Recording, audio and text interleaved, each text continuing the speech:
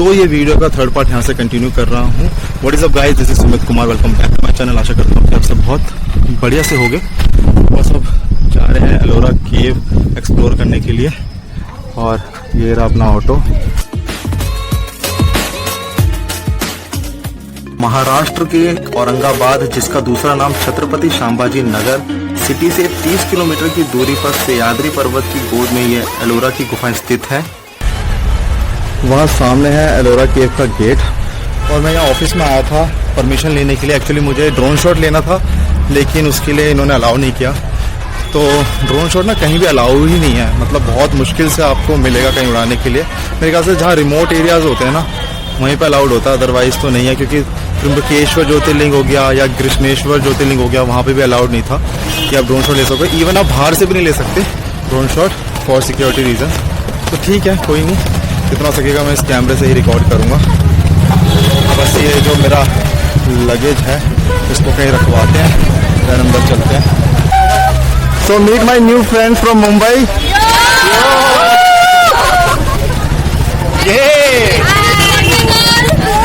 And happy birthday to her. Happy birthday.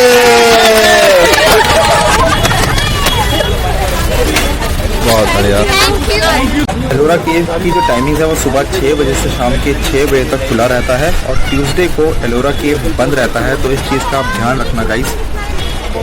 अब जाना है, पहले टिकट काउंटर से टिकट लेते हैं। तो ये रहा टिकट काउंटर।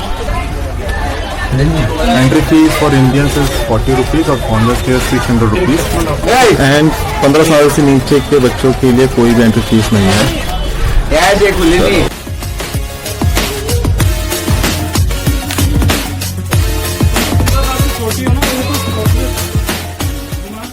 वैसे तो एलोरा केव में 100 से ऊपर केव्स हैं, लेकिन जो देखने के लिए जो ओपन है वो सिर्फ अभी तक 34 ही हैं।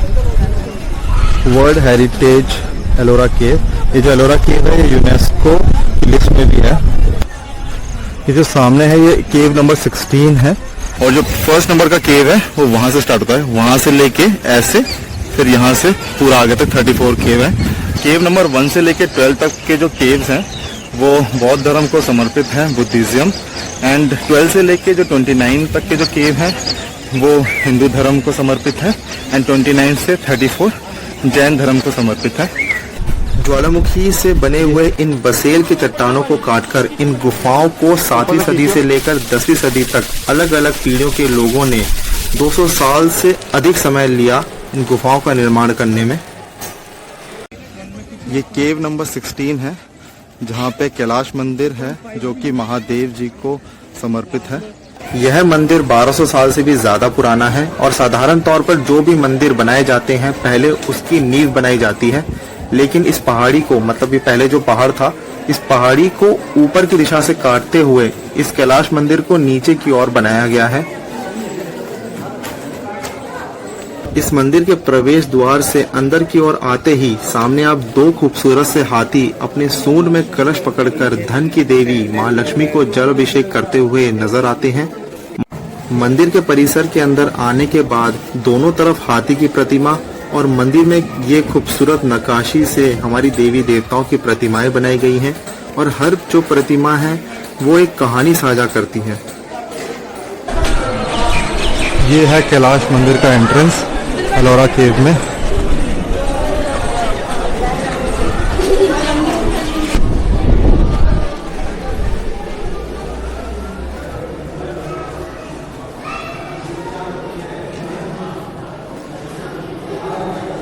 तो ये हम जैसे बजट ट्रैवलर वालों की ट्रिक है कि आप कोई भी गाइड के आसपास रहो और सुनते रहो कि वो क्या कहानी बता रहा है इस ऐतिहासिक जगह की, और आपको इसके लिए पैसे देने भी नहीं पड़ेंगे। तो ये मैं अक्सर करता हूँ। तो बस अब सुनते हैं कि क्या बता रहे हैं।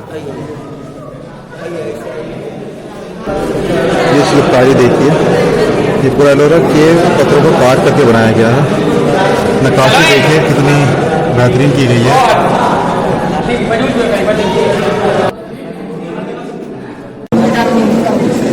ये है कैलाश टेम्पल में भगवान शिव जी का शिवलिंग। हर हर महादेव, ओम नमः शिवाय।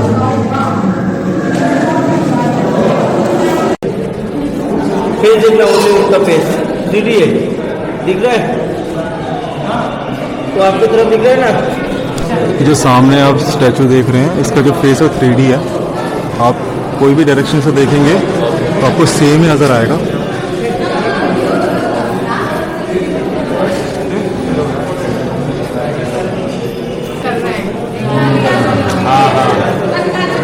ये शिव जी और पार्वती जी की मूर्ति है इस पर,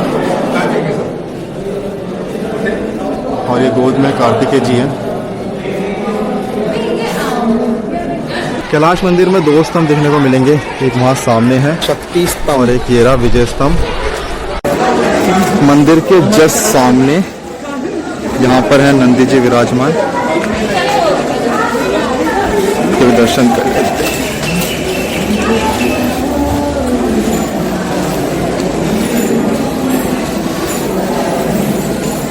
मंदिर के दीवार पर महाभारत और रामायण की बहुत ही बारीकी से शिल्प बनाए हुए आपको नजर आएंगे। मंदिर के पीछे बहुत सारे हाथियों की प्रतिमाएं नजर आएंगी, जिसे देखकर लगता है कि मानो इन हाथियों ने अपने ऊपर इस मंदिर को उठाकर रखा हुआ है। इस मंदिर की खूबसूरती को देखते हुए भारत सरकार ने इस मंदिर की तस्वीर को अपने 20 रुपए के नोट पर प्रिंट किया हुआ है।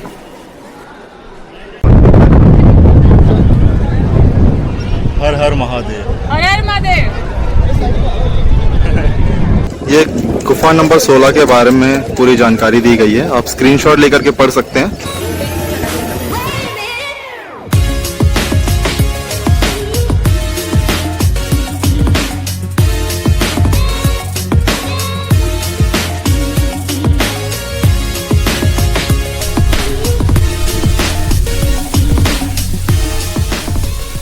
केव नंबर 1 to 6 के लिए यहाँ से अब चलते हैं अंदर। ये केव नंबर 1, पानी है इधर। ये केव नंबर 1 इस तरीके का पूरा एक खाली वरांडा है। यहाँ पे उस टाइम पे जो बौद्धिस्ट मॉन्क होते थे ना, वो यहीं पे मेडिटेशन किया करते थे।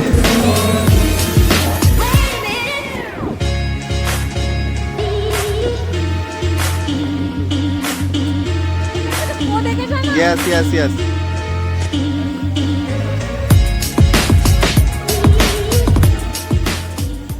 केव नंबर 1, 2 इस तरीके से लेकर के लगातार वहाँ 8 तक केव्स हैं एक ही लाइन में।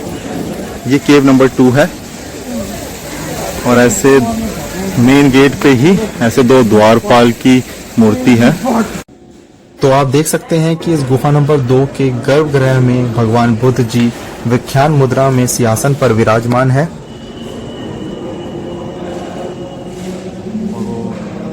ये केव नंबर 5 है,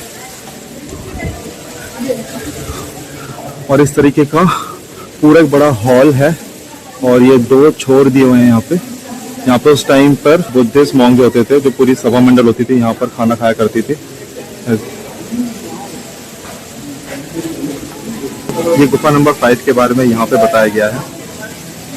केव नंबर 6 to 9 में ऐसा कुछ ज़्यादा खास नहीं है। ज़्यादातर जो केव है उसमें जो गौतम बुद्ध है उनका स्टैचू है, और वो अलग अलग मुद्राओं में विराजमान है, बैठे हुए हैं। उस तरीके का शिल्पकार यहाँ पे किया गया है। केव नंबर 10, और ये 2 मंजिला बनाया हुआ है, ये नीचे और ऐसे ऊपर। यह विश्वकर्मा गुफा, जो कि बौद्ध धर्म की सारी गुफाओं में से सबसे विशेष गुफा है। इस गुफा में प्रवेश करते ही आप देखेंगे कि गुफा के अंदर भगवान बुद्ध जी अपने 4 ध्यान मुद्राओं में से प्रलंबपदा विख्यान मुद्रा में विराजमान हैं। भगवान बुद्ध जी की दोनों तरफ पद्मवाणी और ब्रजवाणी की प्रतिमाएं देखने को मिलती हैं, और इस गुफा में स्थित बुद्ध जी की मूर्ति के सबसे ऊंचे जगह पर गौतम बुद्ध की अस्थियों को रखकर उस जमाने में मेडिटेशन किया जाता था।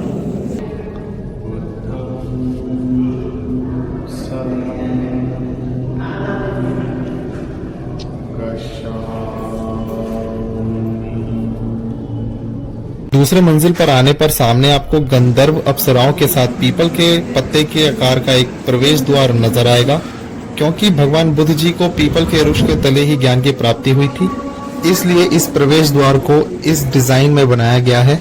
केव नंबर 11, ये ऐसी बिल्डिंग बनाई हुई है।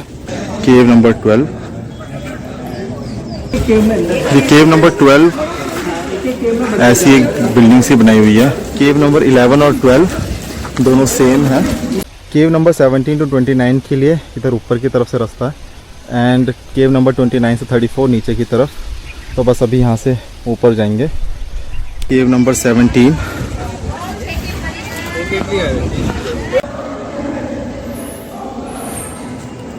यहाँ पे भी एक शिवलिंग है।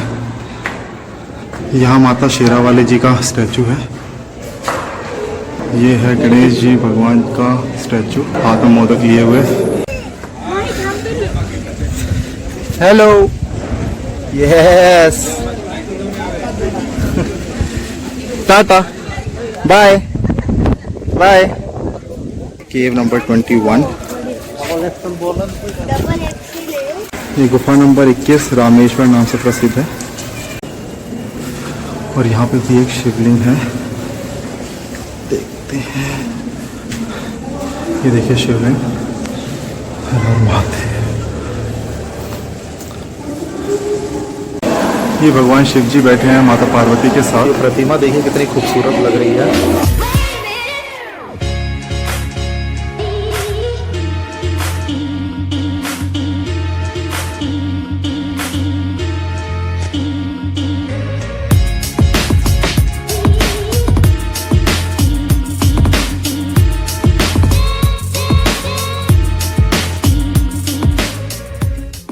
इससे पहले जो केव देखा था जिसमें शिवलिंग था, उसमें देखा आपने जो लिंग था ना, उभरा हुआ जो रूप होता है शिवलिंग का, वो टूटा हुआ था।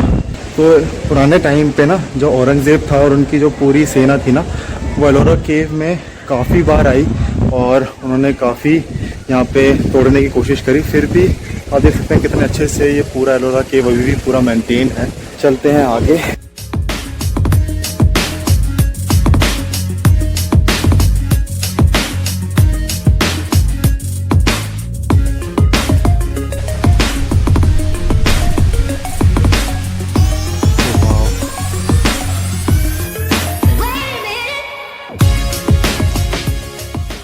केव नंबर 27। ये सामने वाटरफॉल है, कितना सुंदर लग रहा है।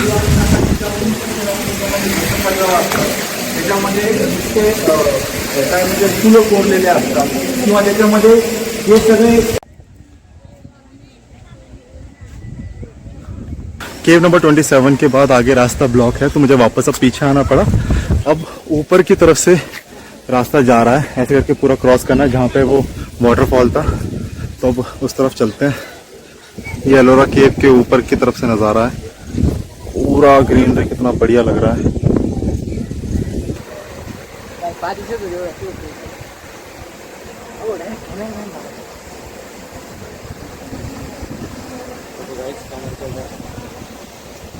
कैमरा चल रहा है।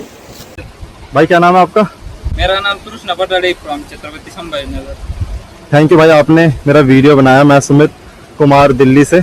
अभी जो आपने मेरा शॉट देखा यहाँ पे, वो इन भाई ने शूट किया। थैंक यू सो मच भाई। ओके, ये रहे सारे भाई लोग, सब संभाजी नगर से ही हैं? अच्छा, क्या नाम है तुम्हारा? सार्थक इंगड़े। चलो, और तुम सबका क्या क्या नाम है? रोहित इंगड़े, प्रशांत भोसले, ओम इंगड़े, प्रशांत भोसले। सही है। और मैं सुमित कुमार श्रेष्ठा दिल्ली से। यो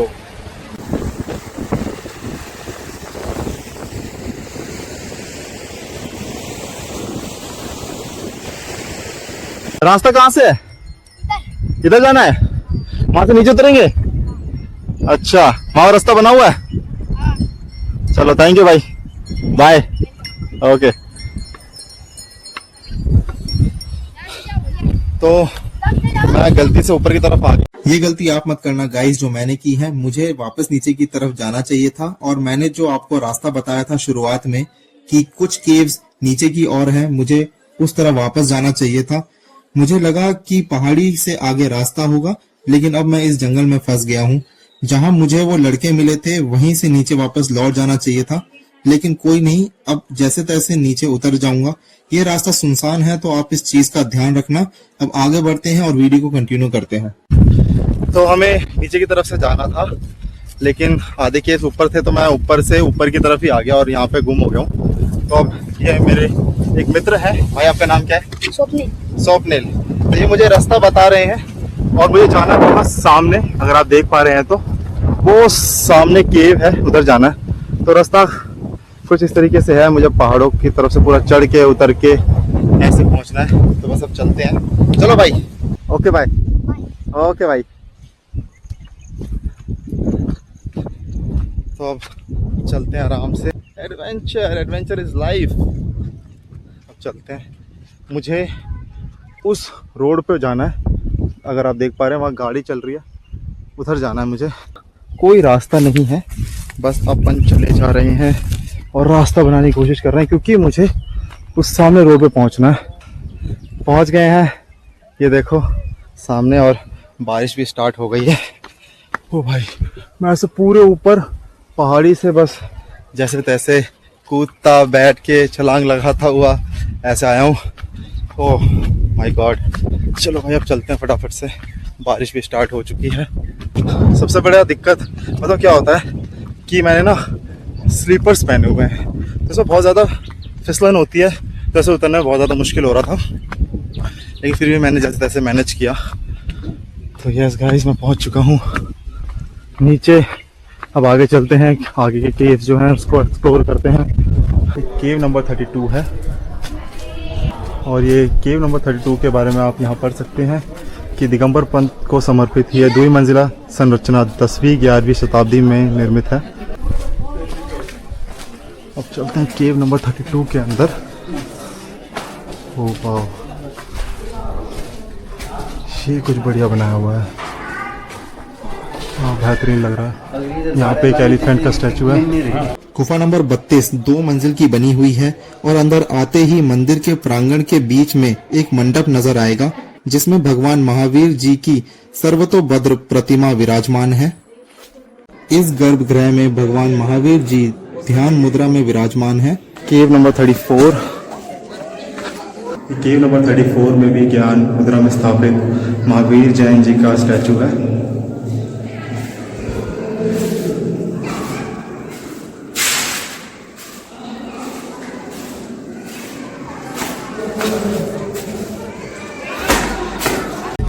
जैन धर्म से जो रिलेटेड जो केव्स थे वो सारे मैंने देख लिए हैं, और वापस मैं जा रहा हूँ एग्जिट की तरफ।